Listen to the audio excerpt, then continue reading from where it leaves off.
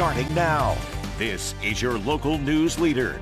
News 10 ABC at 6:30. Good evening, everyone. Thanks so much for joining us here at 6:30. I'm Trishna Begum. We begin this newscast with a Court of Appeals ruling that could have sweeping impacts across the state when it comes to who is responsible for potholes and bumps in the road. News 10 ABC's Anthony Krolikowski explains the order on a case between a man on his motorcycle, an app, and the city of Albany.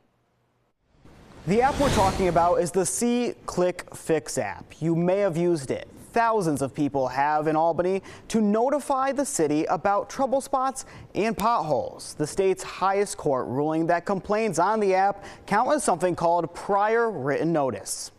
Court documents state in July of 2019, Henry Calabrese was injured when he drove his motorcycle over a depression on Lark Street. Calabrese sued the city, claiming it knew about the problem. So that pothole where he was injured, that had been a prior report through the See, Click, and Report website, and nothing had been done. They had received notice electronically, but failed to make that area safe.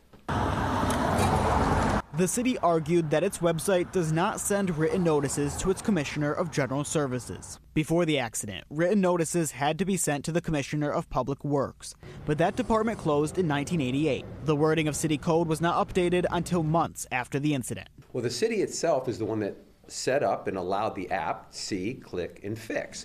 And that's how they got notice of these defects. And then they were claiming, well, that's not the prior written notice that we wanted. And so they can't have it both ways. The New York Court of Appeals agreed with Calabrese, not only allowing his case to go forward, but potentially setting a new standard for other cities who use similar types of websites. Any case that's pending right now where there was a electronic filing for prior written notice, this is going to be precedent throughout the whole state of New York. So that part is significant.